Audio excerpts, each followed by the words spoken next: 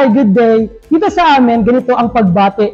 Makasining na araw po. Kaya, makasining na araw po mga kayapers. Ako si Ginoong Sandy Pajarillo. Sir Sans ang tawag nila sa akin dito. Ang theater arts teacher ng Olongapo City National High School. At ako po ay isang teacher partner ng PETA Young Artist Play Lab o YAP at ng KIO. As a theater teacher, it is very important that you train your students to speak well and to express their feelings and emotions. Kasi, ang sining ng pag-arte, ito ay isang uri ng communication.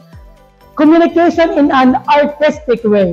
Kailangan mai-transfer o maipahayag yung kwento, yung mensahe sa kwento sa pamamagitan ng pag-arte. Na magagawa lamang ng isang tao o ng isang artista o ng estudyanteng nasa teatro kung marunong siya makipagtalastasan. If they can communicate what is within the story. Theater requires effective verbal and non-verbal communication. Students learn to project their voices, to articulate words clearly, and use body language to convey emotions and messages. This fosters strong communication skills. Dito sa theater arts activity na ginawa natin, we will be utilizing students' EQ o yung tinatawag nating emotional quotients. And of course, their empathic skills. Empathy. Empathy to convey messages that theater arts can be medium to social transformation. Maaaring sa ngayon, maliit na hakbang pa lang to kasi nasa classroom setup pa tayo. But eventually, kapag nasa bigger platform na ang mga batang ito, may explore pa nila na yung theater arts, na ang teatro can be a perfect and effective medium in educating our community. As a teacher, kung ikaw yung magpe-prepare ng activity, gagawa ka or mag-iisip ka na ng mga social issues kahit ilan na sasakto dun sa mga estudyante mo. So dito, kumuha ako ng mug. Since Teacher's Day, ginamit ko yung regalo nila sa akin na mug. Nilagay ko dun yung mga social issue, different social issues, relevant to school also. Bubunot yung mga estudyante ng strip of paper. Pwede nyo ibahin yan eh. Pwede natin gawa ng ibang technique. Pwedeng index card, tapos sa box. So, kung ano yung available sa school o available sa inyo bilang teacher. Tapos yung mga students natin, pipili sila doon ng mga social issues. Yung social issue na yon, bigyan mo sila ng 1 minuto to process the issue.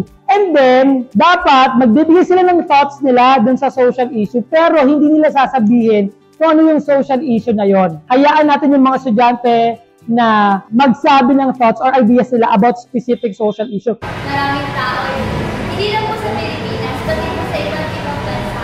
Tapos, ang dami po mga bahay, ang dami po nakakaranas ng mga iba't ibang klase po ng ganitong issue. Yung nahihirapan, keep po ang kanilang mental health. Yun. Nagpunta ang nahihirapan po dito. Dahil po kailangan po para sa kanilang sarili po. At saka sa pag-keep po, maintaining po ng kanilang oras para sa kanilang sarili at kalusugan po. This time, dahil meron na silang idea sa different social issues na provided, this time naman, pipili na sila ng character. Isang character na pwedeng nandoon sa social issue na nabunot nila. Pero, hindi rin nila sasabihin kung ano yung social issue na yon. Bigyan mo sila ng 1-2 minuto to prepare on an improvisation activity. And then, yung estudyante, isa-isa, magpo-portray sila ng character. Every after presentation, individually, let your class identify or hulaan ano yung pinoportray na character at ano yung social issue na pinoportray ng character na yon. Matawag na naman yung boss mo. Paunahin mo. Hello, ma'am. Ay, ito na po. Papunta na. Kailan mo ha? Mag-ayos lang po. Ngayon na po. Sige po, ito na.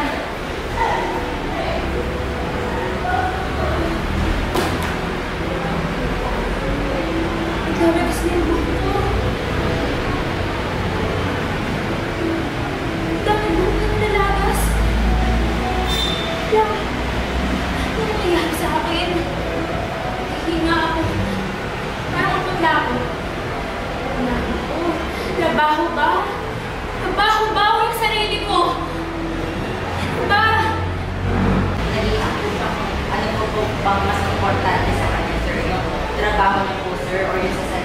Okay. Yes, Sir, yung Nagins. sinabi niya po nanghihina siya, tapos bigla siyang Okay, ano ibig sabihin Sir, nun?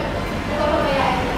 Correct. No, yung health niya, dahil sa pag-iisip niya siguro ng pamilya niya, na pagiging hanap buhay niya, no, nagtutulong niya sa family, na bumagsak na yung katawan niya. Healthcare is Afterwards, nakuha na nila yung mga role na gusto nila, pwede mo na silang i-grupo naman.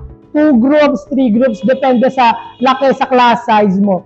Doon naman, mamimili sila ng social issue na relevant dun sa grupo nila, sa bawat grupo. At bigyan sila ng 5 to 7 minutes to prepare a mini-skit na magpapakita naman sila ng solution dun sa social issue na napili nila. Dito makikita natin paano yung mga bata nagre-respond personally and as a group sa social issue na aware sila, na nag-e-exist sa community, sa bahay, or even sa school. Dito hindi lang empathic skills yung makikita natin sa mga estudyante natin, even decision-making skills, even paano nila tinitingnan yung mga problems sa society at ano kaya yung mga possible solutions na gagawin nila as students. Hindi ba nila ito nararanasan, pero matetest natin gaano nakalawak yung pangunawa ng bata sa society nila.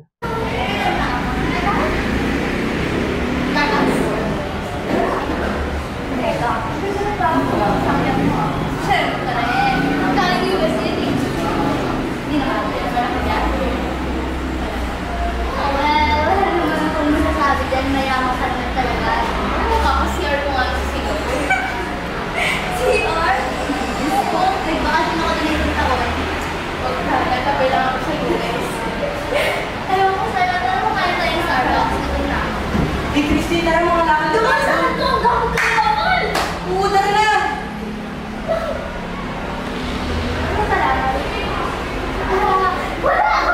Hindi ko sila kaya natin na tayo. Uy! Christine, ano ba?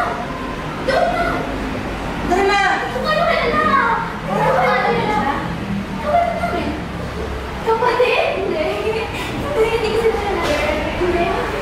Tigilan mo ako, kapatid mo! Mahirap ka! Huwag mo kong hawakan. Ang isang katulad mo, hindi pwede magpag-ibigan sa isang katulad kong mayaman. Huwag mo na ako kakausapin ka. Magsama kayo ng mga kapatid ko. Mahirap. Pinat! Uy! Christine! Ayoko! Bakit niyo pa ba kasi ako tinawag? Christine, ano ba? Dahil sa inyo, nawala na ako ng kaibigan. Sama-sama ako maging mahirap. Tanggapin mo lang! Hanggang saan lang tayo? Nandito lang tayo, Christine. Ano ka ba? Ayoko. Hindi ako papayag. Hindi. Hindi ko siya maging kaibigan. May chance ako maging kaibigan. Ano ba? Mahirap lang tayo, Christine.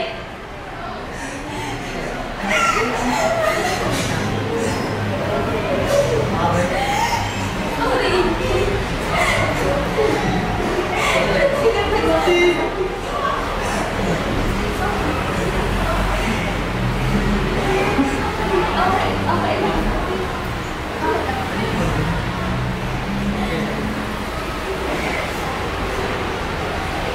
Yan, ate, kung may problema na sa buhay ko, nagbibigay ko ng bumibig trabaho ang gobyerno para sa mga mahihirap. Ito po.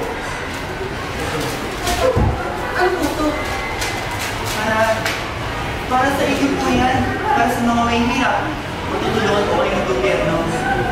Pasensya na po, hindi ko kasi naiintindihan eh. Ano po itong nakasanaran? Pumunta kayo sa opisina, sa gobyerno. Pumunta kayo sa opisina. May trabaho na ako!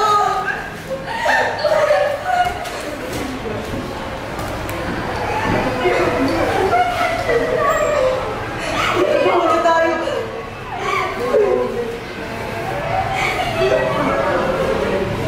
Hindi ka nakakaya sa kaibigan mo.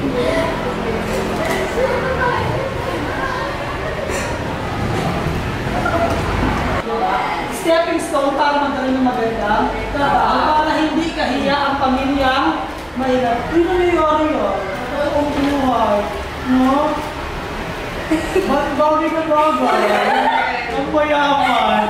Kung nagkakape sa? US mga kasiyatan sa US.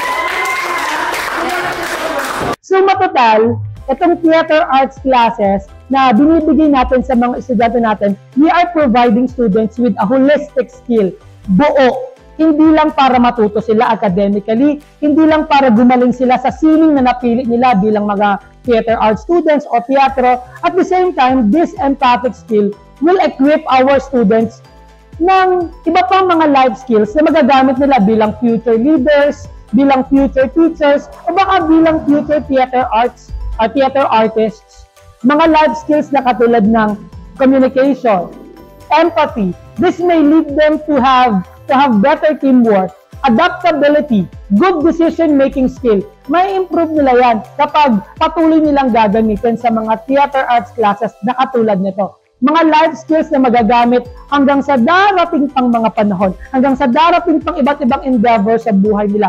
Kahit umalis sila sa school na to, kahit hindi ko na sila estudyante, and marami na silang gagawin sa buhay nila, meron silang babaunin, meron silang makukuha mula sa amin, mula sa atin, bilang katulong sa paghubog ng mga kabataan sa kasalukuyan. Muli, maraming salamat at makasining na araw po sa inyong lahat.